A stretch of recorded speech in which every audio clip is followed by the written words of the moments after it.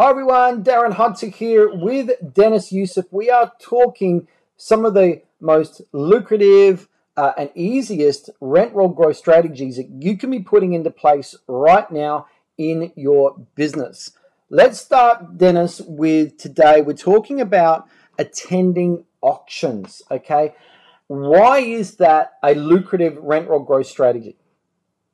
Darren, the reason why it is one of the top 5 lucrative strategies that a BDM should be doing is because people that are going to auctions are potentially looking to purchase an investment property, whether they make the purchase or there's other investors there. So it's another area that you as the BDM are able to do some lead generation. So attending auctions is really important because potential investors are attending them. So if any property that your real estate office is selling that could in any way attract a property investor to simply be in the crowd or simply bid on the property, it may end up being the purchaser, you need to be there to connect with them because they are looking in the area, and eventually a lot of them will in fact end up buying a property and they will need a property manager. Okay, so Deniz, we're going to go through 8 steps here on how we can do this and how you made this happen in the real estate business that you are working for, where this strategy with as part of the investor support strategies allowed you to sign up an amazing 745 properties in 3 years alone in a little country town in New South Wales. All I know is that your rivals hated you because you got the ransom share or the king share of all of the rent roll growth that was going on in the town. So let's just start with step 1, introducing yourself to the auctioneer when you arrive at the auction. Yeah, well, the auctioneer is that person that everyone's eyes are on. So it's really important that you walk up to the auctioneer, introduce yourself from the property management department, let them know that you are the expert in the area in helping investors purchase properties, and educate the auctioneer that during the process of the auction, whether it's a single property that's for sale or you might be in a room where there's multiple properties for sale, right? So there could be multiple auctioneers, but you've got to let them know that you could give them an updated rental opinion because you gave a rental opinion during the listing of that property when the sales agent first listed it, but the market has changed. So that's some really good information for the auctioneer because their job is to sell the property. And if you've got information that can help them sell the property faster during that process, it's great. And you also can give them tips because sometimes there might be things that could be done to the property, Darren. For example, adding an air conditioner, dishwasher, etc., that could even get a higher return. So that is really good information for an auctioneer to use during the process of the auction. Okay, well, step 2, you've got speaking with the salespeople. Why do we need to do that before the auction starts? Because, again, we want them to introduce you to any purchasers that they may have already identified as investors, but they haven't introduced you to them yet, Darren. And you're then, it's giving you that up hands that you're there available to be able to help them or answer any questions throughout the auction. You want to meet every single person that's coming through, especially if it's a potential investor. Okay, well, step 3, standing at the registration table. Why is that important? Same reason as the meeting the salespeople. Sometimes people turn up that haven't actually put an inquiry or they haven't spoken to any salespeople. So you need to be able to be standing in that position. So let every single person know that you're from the property management department and simply ask them, is this an investment property you're looking to purchase?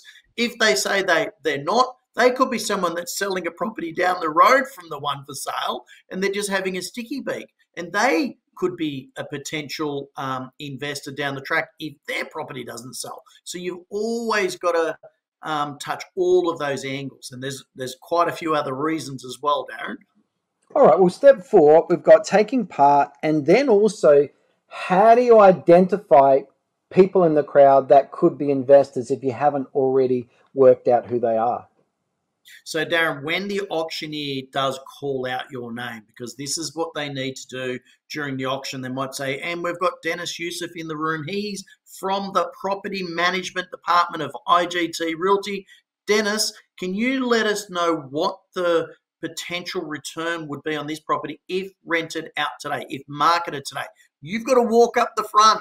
You need to be eyeballing everyone, because once you give the advice and then answer other questions, you need to be watching every single person in the room. And if they start taking notes, Darren, you know that they are an investor, because they're writing down your answers. They're looking at that as valuable information for them, right? So, and the salesperson may not have said it. They may not have said something to you when you walked in, because some people hold their cards close to their chests, but you've now had another angle of identifying them.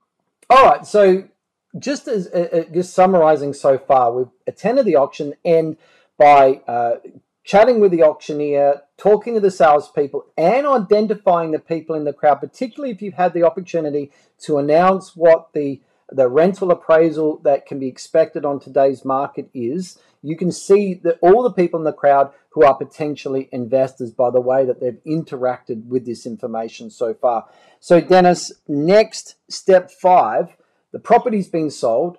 Congratulating the purchaser. Why is that important? Well, they could be an investor, right? So you need to go up and congratulate them, right? So, congratulations on the purchase of the property, and you have that conversation. But Darren, they may be moving out of another house, right? That could be a potential rental property. So you've always got to be that forefront that you're from the property management department, and it doesn't hurt to ask them, have they got another property they're moving out of that they could potentially be looking to rent? Because that's how salespeople think as well. Now, you've also got here, Deniz, on step 6 is meeting with all bidders. And I'm assuming there are other people in the crowd you've identified that may haven't bidded already. But, why do we need to be connecting with them? Because, Darren, all of the bidders are potentially going to be going to other properties to look to purchase. So you've got to remind them that it doesn't matter what, just because the auction is over, you can still help them with the return on investment of any property they're looking to purchase. So over the weekend, so you want to stay in touch with them and ensure to work out if they are investors and that you can help. And that's where you get them to the next steps as well, Darren. All right. Well, a next step you've got, step 7, is congratulating the seller. Mm-hmm. Well, Darren, they may just be downsizing, right? So they've sold a big home. They could be downsizing. They may go on a holiday and then buy another investment as well, right? Or they may have properties, because you haven't had a relationship with the seller. The sales agent has. So your job is to build the rapport, let them know that you're the market expert in property management, and they may know other people as well, but they could be looking to buy an investment property now, right? Or it could have been an investment property that they owned and they've got another one as well. So it's always important to keep on top of those relationships. Okay, so our last step number 8, is adding them to your database and your pipeline, and also to your socials. Let's talk about that.